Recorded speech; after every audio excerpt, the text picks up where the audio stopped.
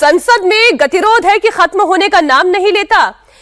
विपक्ष है जो सरकार पर आरोप लगाती रहती है कि बोलने का मौका नहीं दिया जाता। प्रधानमंत्री का संबोधन होना था, वो भी नहीं हो पाया, तो बोलने तो प्रधानमंत्री को भी नहीं दिया जा रहा। क्या ऐसा है? पिछले 6 दिनों से संसद का कामकाज नहीं चल पा रहा है। लोकसभा की कार्रवाई हंगामे की भेंट चल रही है। कल लोकसभा में पीएम मोदी का संबोधन होना था, लेकिन विपक्ष की महिला सांसदों के हंगामे की वजह से पीएम का संबोधन नहीं हो पाया।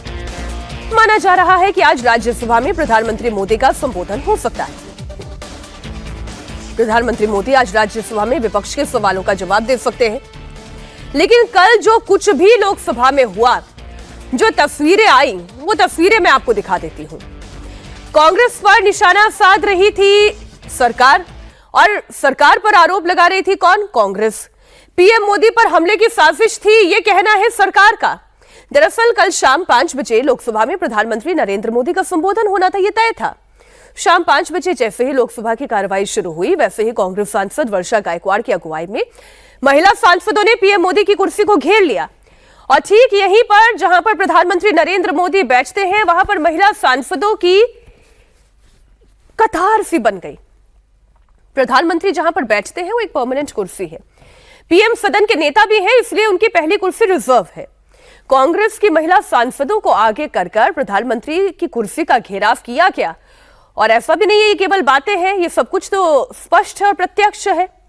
अब तक की सभी संसदीय परंपराएं तोड़ दी गई। इसके बाद सदन की कार्रवाई को स्थगित करना पड़ा, और प्रियंका गांधी जब बाहर निकली तो वो इसका सपोर्ट करती दिखाई दी। और पूछा उन्होंने, कौन डर गया? देखो कौन डर गया। अब ये तस्वीर, इसी तस्वीर की मैं बात कर रही थी। कतारबद्ध महिला सांसदों ने उस चेयर को घेर लिया जहां पर प्रधानमंत्री नरेंद्र मोदी खड़े होते हैं, अपनी बात रखते हैं। ये परमानेंट सीट होती है।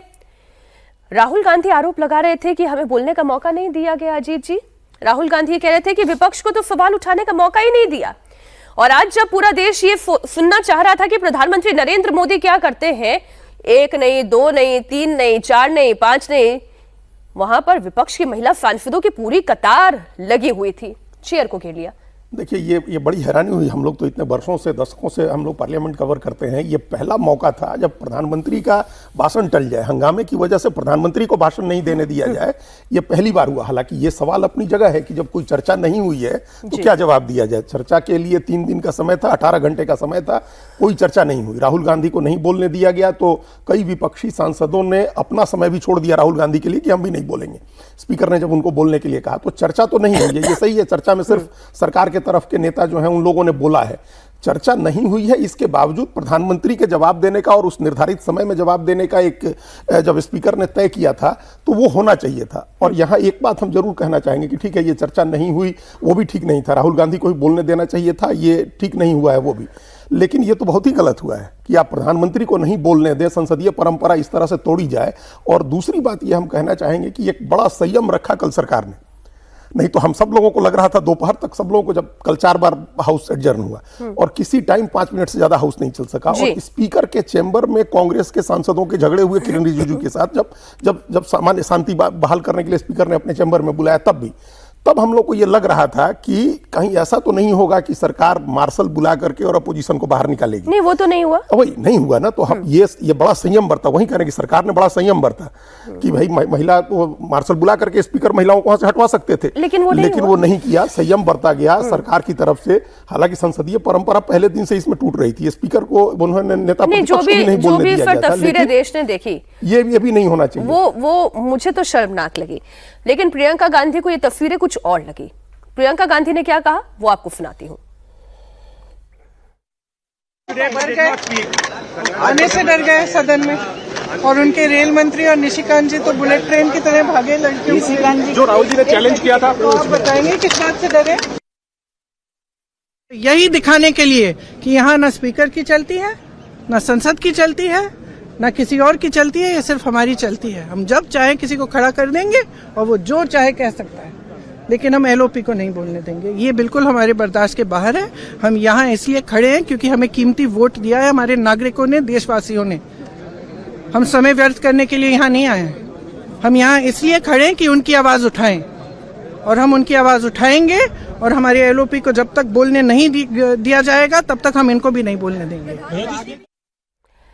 ये रणनीति है जो प्रियंका गांधी कह रही है अवधेश जी, ये रणनीति है, हमारे जब तक नेता को नहीं बोलने दिया जाएगा हम भी बोलने नहीं देंगे।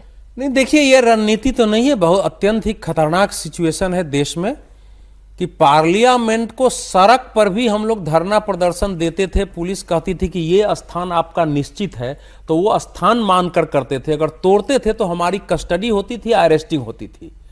तो संसद को उससे भी विकृत अवस्था में बदल दिया गया है कि सड़क के भी कुछ नियम होते हैं, वहां सारे नियम तोड़ दिए गए हैं। अगर राहुल गांधी ही इस देश के संसद के नियम है, राहुल गांधी ही तय करेंगे कि कैसे किया जाए। सबसे बड़ी बात कि आपने क्या प्लानिंग की है, क्या षड्यंत्र था कि महिला सांसदों को जो है क्या घेरा बना के जाओ कि ये क्या करते हैं देखेंगे। आप कल्पना करिए क्या हो सकता था। अजीत जी ने कहा कि सरकार ने ऐसा किया है, लेकिन सवाल है कि अभी देश को तय करना पड़ेगा कि इस प्रकार के विपक्ष के नेता से जो कि आसन के भी नियमन को स्वीकार करने के लिए तैयार नहीं है, जो ये तय कर चुका है कि हम संसद का इस रूप में षड्यंत्रकारी उपयोग करेंगे, उससे कैसे निपटा जाए, क्योंकि संसदीय व्यवस्था में इसकी कल्पना नहीं थी। सर, आप इतने सालों से पत्रकारिता कर रहे हैं, कभी ये तस्वीर आई? मैं वही कह रहा हूं ना, चेयर का घेराव मैंने अपने जीवन में बोफोर्स कांड के समय विपक्ष के सारे सांसदों को त्याग पत्र देके लोकसभा राज्यसभा को खाली करते देखा है।